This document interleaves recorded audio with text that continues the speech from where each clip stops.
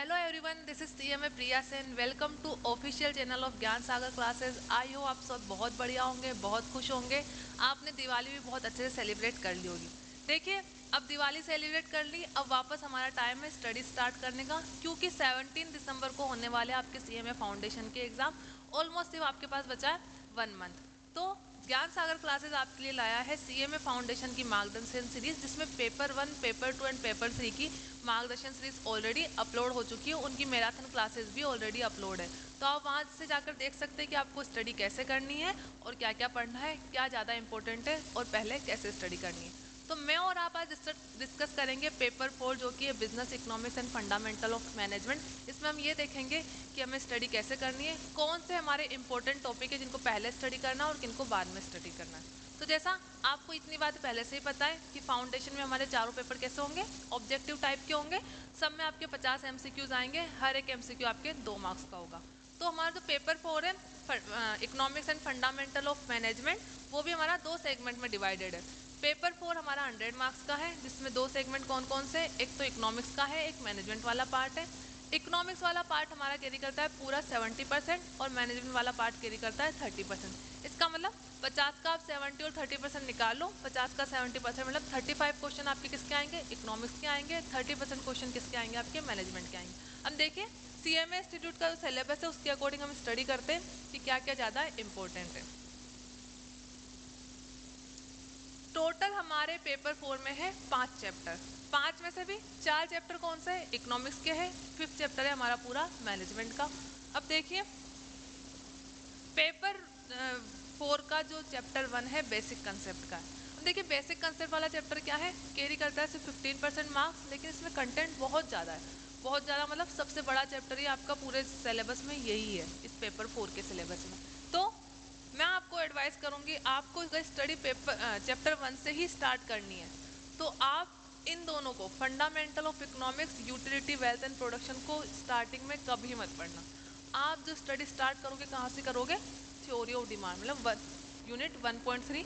आप चाहे तो डायरेक्ट पेपर 2 से भी कर सकते हैं, फॉर्म्स ऑफ मार्केट। और आप पेपर चैप्टर 1 से करेंगे तो क्या होगा, आपका थ्योरी ऑफ डिमांड से आपको पहले स्टडी स्टार्ट करनी है। थ्योरी ऑफ डिमांड में आप क्या पढ़ेंगे, लॉ ऑफ डिमांड क्या होता है, डिमांड फंक्शन क्या होता है, ऐसे कौन कौन से फैक्टर है जो हमारी डिमांड को इम्पेक्ट करेंगे। इलास्टिसिटी क्या होता है, किस किस टाइप की इलास्टिसिटी है। प्राइस इलास्टिसिटी क्या होता है, इनकम क्या होती है, क्रॉस इलास्टिसिटी क्या होती है। क्रॉस इलास्टिसिटी में आप देखेंगे कॉम्प्लीमेंट्री इलास्टिसिटी क्या होती है, सब्सटीट्यूट गुड्स की इलास्टिसिटी क्या होती है।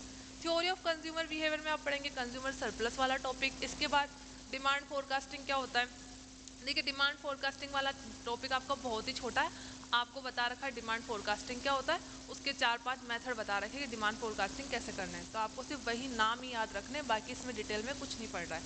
इसके बाद सप्लाई का मतलब क्या होता है, ऐसे कौन कौन से फैक्टर है जो सप्लाई को इम्पेक्ट करते हैं, सप्लाई फंक्शन क्या होता है, लॉ ऑफ सप्लाई क्या होता है, इलास्टिसिटी ऑफ सप्लाई क्या होता है। लास्ट में एक पॉइंट और दे रखा है, इक्विलिब्रियम। इक्विलिब्रियम आपको पता है क्या होता है, जहाँ पर डिमांड इज इक्वल टू हो जाता है सप्लाई, जहाँ पे मार्केट में प्राइस डिसाइड होती है। तो इक्विलिब्रियम में आप देखेंगे पहले तो इक्विलिब्रियम होता क्या है, फिर अगर डिमांड चेंज हो रही है और सप्लाई चेंज हो रही है तो इक्विलिब्रियम प्राइस अपने आप को कैसे चेंज करती है, वो सब आप यहाँ पे पढ़ेंगे। इसके बाद आप देखेंगे थ्योरी ऑफ प्रोडक्शन। प्रोडक्शन का मतलब क्या होता है, प्रोडक्शन फंक्शन क्या होता है। प्रोडक्शन फंक्शन क्या बताता है, technological relationship between input and output. Input क्या होते हैं आपको पता है, फैक्टर ऑफ प्रोडक्शन को ही हम क्या बोलते हैं, इनपुट बोलते हैं, जिसमें land, labour, capital and entrepreneurship आ जाता है। तो प्रोडक्शन फंक्शन में आप देखेंगे कि हमारे सारे जो इंडिपेंडेंट फैक्टर है, इंडिपेंडेंट फैक्टर यहाँ पे क्या हो गए, हमारे जो भी इनपुट है वो आउटपुट को कैसे इम्पेक्ट करते हैं। इसके बाद आप देखोगे laws of production, law of variable proportion, law of return to scale. मतलब प्रोडक्शन में आप 2 फंक्शन देखोगे, एक तो शॉर्ट टर्म देखोगे, एक लॉन्ग टर्म देखोगे। शॉर्ट टर्म में जो आपका काम करता है वो करता है law of variable proportion. Long term में जो प्रोडक्शन फंक्शन काम करता है उसको बोलते हैं return to scale. Law of variable proportion में क्या देखोगे, क्योंकि आपके पास शॉर्ट टर्म होता है तो आप सारे फैक्टर ऑफ प्रोडक्शन को चेंज नहीं कर सकते, इसलिए कुछ फैक्टर ऑफ प्रोडक्शन क्या रहेंगे, फिक्स रहेंगे, कुछ वेरिएबल रहेंगे। Law of variable, law of return to scale आप लॉन्ग रन में देखोगे। रिटर्न टू स्केल का मतलब है यहाँ पर आपके पास लॉन्ग पीरियड होता है तो आप सारे फैक्टर ऑफ प्रोडक्शन को चेंज कर सकते हैं, इसलिए कोई भी फैक्टर ऑफ प्रोडक्शन आपका फिक्स नहीं रहेगा, सारे वेरिएबल रहेंगे। इसके बाद आप देखोगे कॉस्ट ऑफ प्रोडक्शन, इसमें आप कॉन्सेप्ट ऑफ कॉस्ट देखोगे, कॉस्ट क्या होती है, अकाउंटिंग कॉस्ट क्या होती है, मार्जिनल कॉस्ट क्या होती है, इकोनॉमिक कॉस्ट क्या होती है, अकाउंटिंग प्रॉफिट क्या होता है, इकोनॉमिक प्रॉफिट क्या होता है, फिक्स कॉस्ट क्या होती है, वेरिएबल कॉस्ट क्या होती है, कॉस्ट फंक्शन क्या होता है, ऐसे कौन कौन सी चीज़ें जो कॉस्ट को इम्पैक्ट करती है, सारे कॉस्ट जो भी टाइप ऑफ कॉस्ट होती है उनके कॉस्ट कर्व कैसे बनते हैं वो सब आप यहाँ पर पढ़ोगे। इसके बाद देखिए ये आप पूरा प्रैक्टिकल पार्ट है आपका। फर्स्ट बेसिक कंसेप्ट में ये दोनों आपको छोड़ने हैं स्टार्टिंग में। पहले आपको पढ़ना है law of demand, law of supply, theory of production, theory of cost. ये कंप्लीट करके आपको आ जाना है फॉर्म्स ऑफ मार्केट में। फॉर्म्स ऑफ मार्केट में देखिए दो टाइप के मार्केट देखोगे आप।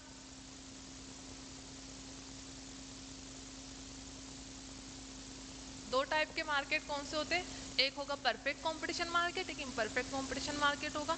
परफेक्ट कंपटीशन मार्केट अपने आप में पूरा सेगमेंट है। इम्परफेक्ट कंपटीशन में आपके 3 टाइप ऑफ मार्केट और होते हैं, एक होता है मोनोपोलिस्टिक कंपटीशन, एक होगा ओलिगोपोली, एक होगा मोनोपोली मार्केट। तो इन सबका डिवाइडेशन कैसे, नंबर ऑफ सेलर के बेसिस पे, जिसमें कितने नंबर ऑफ सेलर है, जिसमें ज़्यादा होंगे वो परफेक्ट कंपटीशन या मोनोपोलिस्टिक में आ जाएगा, जिसमें कम नंबर ऑफ सेलर होंगे वो ओलिगोपोली या मोनोपोली में आ जाएगा। एक और आपका मार्केट होता है ड्यूपोली मार्केट, जहाँ पर सिर्फ 2 ही सेलर होते हैं, तो ड्यूपोली आपका ओलिगोपोली का ही पार्ट होता है। तो यहाँ पर आप सारे मार्केट की कैरेक्टरिस्टिक पढ़ोगे। सारे मार्केट में आपका प्राइस डिसाइड कैसे होता है, इन सारे मार्केट में आपके रेवेन्यू कर्व कैसे बनते हैं, रेवेन्यू क्या होता है, टोटल रेवेन्यू क्या होता है, एवरेज रेवेन्यू क्या होता है, मार्जिनल रेवेन्यू क्या होता है, इन तीनों रेवेन्यू में कैसा रिलेशन होता है। इसके बाद एक टॉपिक आता है प्राइस डिस्क्रिमिनेशन का। आपको पता है जहाँ पर नंबर ऑफ सेलर ज़्यादा है, कंपटीशन ज़्यादा है, वहाँ पर प्राइस डिस्क्रिमिनेशन का ऑप्शन ही नहीं होता। सब सेलर मार्केट में जिस प्राइस पे सेल करने हैं आपको भी उसी प्राइस पे सेल करना है। तो प्राइस डिस्क्रिमिनेशन कौन से मार्केट में पॉसिबल है, सिंपल सी बात है मोनोपोली मार्केट में पॉसिबल होगा जहाँ सिंगल सेलर है। तो यहाँ पर आप मोनोपोली मार्केट में प्राइस डिस्क्रिमिनेशन पढ़ेंगे। इसके बाद जो नेक्स्ट चैप्टर आएगा वो आएगा money and banking. Money and banking बहुत ही सिंपल सा चैप्टर है, आपने 11th-12th में पढ़ा था, एज इट इज वही चैप्टर है। मनी क्या होती है, बैंकिंग क्या होते हैं, उनके प्राइमरी और सेकेंडरी फंक्शन क्या होते हैं, मनी का कंसेप्ट आया ही क्यों था, मनी से पहले बार्टर सिस्टम था, बार्टर सिस्टम के ऐसे कौन कौन से ड्रॉबैक थे जो मनी कंसेप्ट को लाना पड़ा, ये सब पढ़ेंगे। मनी के टाइप क्या होते हैं, फीचर फंक्शन क्या होते हैं। इसके बाद बैंकिंग में देखेंगे सेंट्रल बैंक क्या होता है, कमर्शियल बैंक क्या होते हैं, बैंक के प्राइमरी फंक्शन क्या है, सेकेंडरी फंक्शन क्या है, क्रेडिट क्रिएशन कौन करता है और क्रेडिट कंट्रोल कौन करता है। क्रेडिट क्रिएशन करता है हमारा कमर्शियल बैंक, क्रेडिट कंट्रोल कौन करता है, सेंट्रल बैंक। ये सब पढ़ेंगे। इसके बाद देखेंगे कमर्शियल बैंक और सेंट्रल बैंक के बारे में डिटेल से बताया गया है। Measure of credit control and money market, financial market के टाइप पढ़ेंगे। फाइनेंशियल मार्केट में हमारे 2 टाइप के मार्केट होते हैं, एक मनी मार्केट होता है, कैपिटल मार्केट होता है। मनी मार्केट में आपके सारे शॉर्ट टर्म ट्रांजेक्शन होते हैं, कैपिटल मार्केट में आपके सारे लॉन्ग टर्म ट्रांजेक्शन होते हैं। ये डिटेल में पढ़ेंगे मैराथन में भी। Measure of credit control, measure of credit control कौन करेगा, सिंपल सी बात है, क्रेडिट कंट्रोल सिर्फ आरबीआई कर सकता है, कमर्शियल बैंक तो नहीं कर सकता। इसलिए मेजर ऑफ क्रेडिट कंट्रोल में हम टूल्स देखेंगे, एक क्वांटिटेटिव टूल देखेंगे, एक क्वालिटेटिव टूल देखेंगे। क्वांटिटेटिव टूल में क्या क्या आता है हमारा, CRR, SLR, repo rate, reverse repo rate, bank rate and open market operation. ये 6 टूल्स होते हैं जिससे आरबीआई क्या करता है, मार्केट में मनी सप्लाई को कंट्रोल करता है। इसके बाद देखेंगे हम क्वालिटेटिव टूल। क्वांटिटेटिव देखा, क्वालिटेटिव में देखेंगे मॉडल सुएशन क्या होता है, डायरेक्ट एक्शन प्लान क्या होता है, क्रेडिट रेशनिंग क्या होता है, इनकी जो डिक्रीज इन मार्जिनल वैल्यू क्या होता है। इन दोनों टूल का यूज़ करके आरबीआई क्या करता है, मनी सप्लाई को कंट्रोल करता है। लास्ट चैप्टर है हमारा इकोनॉमिक एंड बिजनेस एनवायरनमेंट।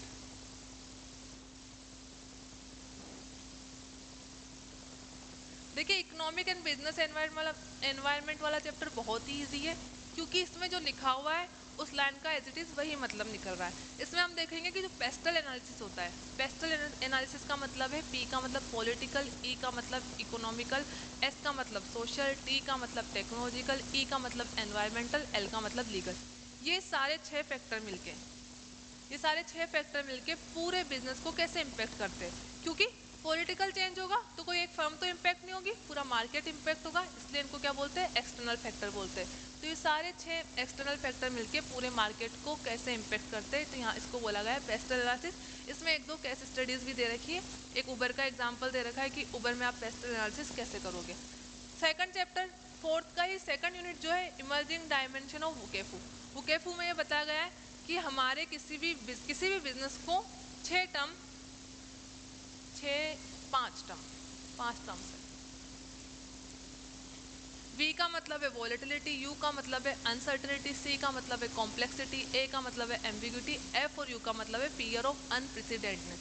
देखिए पहले स्टार्टिंग में जो टर्म थी वो वू का थी, कोविड-19 के बाद F और U और ऐड हो गया fear of unprecedented.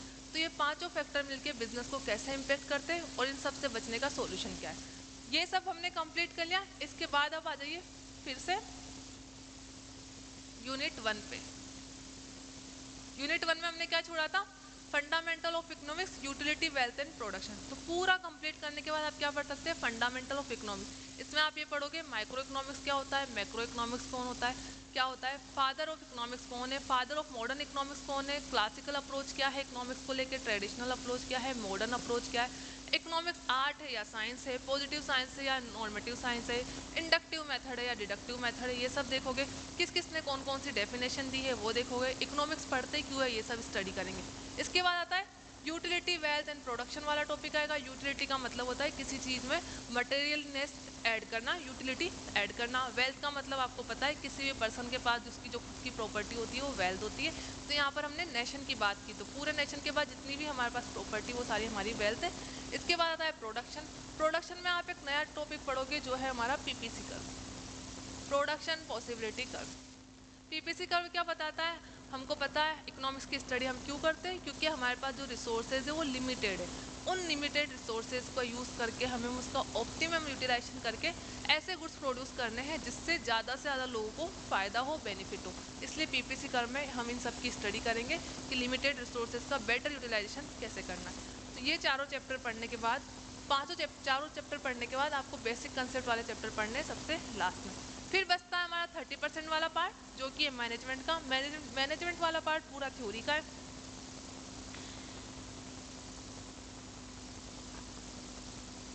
Fundamental of management 30% marks carry करता है, 50 एमसीक्यू आएंगे जिसका 30% देख लो, मतलब 15 एमसीक्यू आएंगे आपके मैनेजमेंट। यहाँ पर क्या बताया गया है, मैनेजमेंट क्या होता है, मैनेजमेंट की कौन कौन सी थ्योरी सबसे ज़्यादा पॉपुलर है, स्टूवर्डशिप थ्योरी क्या होती है, एजेंसी थ्योरी ऑफ मैनेजमेंट क्या है, प्लानिंग करना क्यों जरूरी है, ऑर्गेनाइजेशन में ऑर्गेनाइजिंग करना क्यों जरूरी है, स्टाफिंग एंड लीडिंग क्या होता है, कम्युनिकेशन कितना होना चाहिए, कम्युनिकेशन गैप तो क्रिएट नहीं हो सकता, हो रहा है, एक बात जो पहुंचानी थी हो सकता है कोई और ही बात किसी थर्ड पर्सन तक पहुंच रही हो, coordination, communication, collaboration, monitoring and control system कैसा होना चाहिए, ऑर्गेनाइजेशन स्ट्रक्चर क्या होना चाहिए, टॉप डाउन अप्रोच होनी चाहिए, बॉटम डाउन अप्रोच होनी चाहिए, सेंट्रलाइजेशन होना चाहिए, डिसेंट्रलाइजेशन होना चाहिए, हायरार्की कितनी होनी चाहिए, ऑर्गेनाइजेशन जितना बड़ा होगा हायरार्की भी ऑब्वियस सी बात है उतनी बड़ी होनी चाहिए, लेकिन बैलेंस होना चाहिए, ना तो बहुत ज़्यादा छोटी होनी चाहिए ना बहुत ज़्यादा बड़ी होनी चाहिए।